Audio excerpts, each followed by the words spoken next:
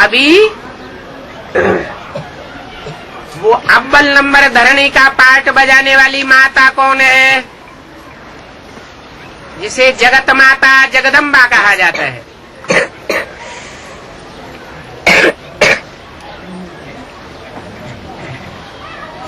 सारी धरणी में श्रेष्ठ देश कौन सा है,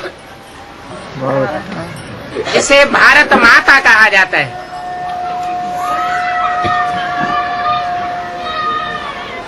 भारत माता भी मनुष्य सृष्टि में मौजूद है। कहते हैं भारत माता की जय हो, तो क्या जड़ जमीन की जय हो?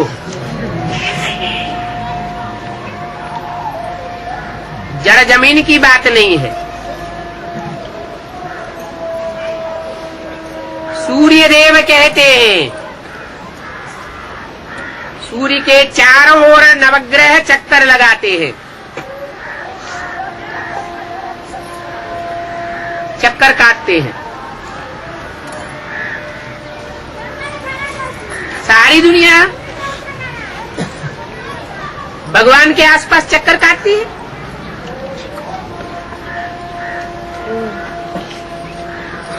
मनुष्यों की ये अवधारणा थी, शास्त्रों में लिखा हुआ है कि चंद्रमा पर देवताएं निवास करते हैं, चंद्रमा में अमृत है। मनुष्यों ने भी 69 में चंद्रमा पर पहुंचने की कोशिश की और पहुंच गए, लेकिन जड़ चंद्रमा तक पहुंचे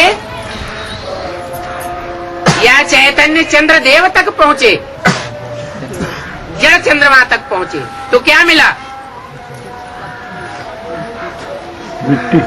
कुछ मिला या वेस्टेज ऑफ टाइम, मनी और एनर्जी हुआ?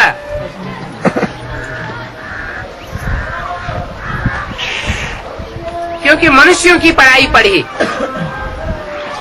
उसके आधार पर वेस्टेज ऑफ टाइम, मनी और एनर्जी किया, मिला कुछ नहीं।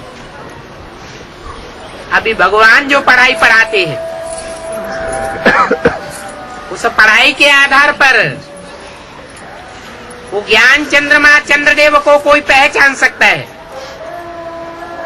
भारतीय परंपरा में कहा जाता है कृष्णचंद्र कितनी कला संपूर्ण थे? 16 कला संपूर्ण। वो जड़ चंद्रमा में भी स्थूल रोशनी आती है 16 दिन, 15-16 दिन घटता है, 15-16 दिन बढ़ता है। उसके मानिंद कृष्ण की आत्मा है। ऐसे ही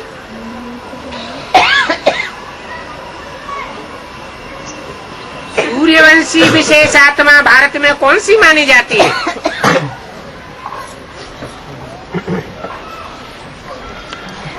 एक आत्मा का नाम चाहिए। राम को कहते हैं सूर्यवंशी, मर्यादा पुरुषोत्तम,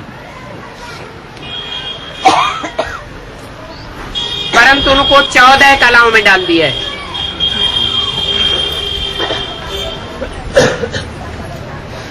अरे सूर्यवंशी राम है तो सूर्य कौन हुआ? कोई तो हुआ होगा। वो सूर्य की हिस्ट्री किसी को पता नहीं है, क्योंकि राम को 14 कला त्रेता में डाला हुआ है, किसी को पता ही नहीं है कि राम सृष्टि के आदि में थे, सतयुग के आदि में 16 कला संपूर्ण से भी ऊंची स्टेज थी उनकी, कलातीत थे। इसलिए शास्त्रों में गाया हुआ है कलातीत कल्याण कल्पांतकारी, सारी सृष्टि का कल्याण करने वाला है। सारे कल्प का अंत करने वाला है। कल्प माने चतुर्युगी। सतयुग, त्रेता, द्वापर, कलयुग, 4 सीन है इस ड्रामा के। चारों सीन का जब अंत होता है तो निमित्त बनती है राम की आत्मा। कौन है राम की आत्मा जो निमित्त बनती है? उसके लिए भी शास्त्रों में तो बताए दिए है, लेकिन फिर पूरा अर्थ नहीं समझते।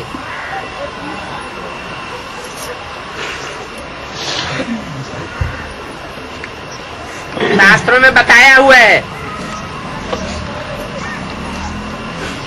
शिवद्रोही मम दास कहावा, सो नर सपने मोह न पावा। जो शिव का द्रोही है वो मेरे को प्राप्त नहीं कर सकता। वास्तव में जो शिव है वो ही शिव निराकार राम में प्रवेश करता है। जो शिव है वो ही शिव निराकार, जो सतयुग के आदि में 16 कला संपूर्ण कृष्ण की आत्मा बनती है।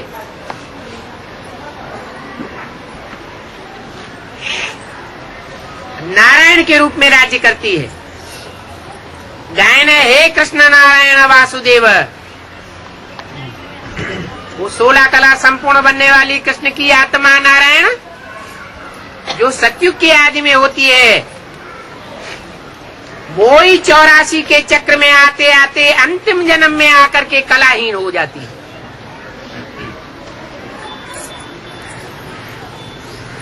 और उस कलाहीन में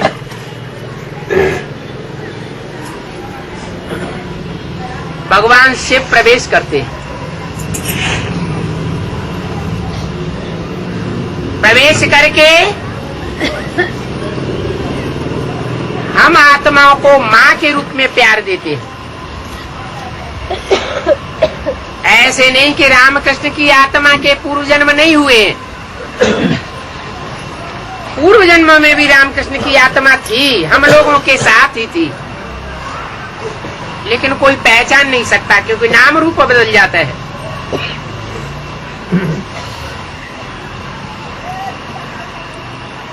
मनुष्य आत्माएं अपना नया जन्म लेने के बाद पूर्व जन्म की बातें भूल जाती है, लेकिन परमपिता परमात्मा शिव जन्म मरण के चक्र से न्यारा है।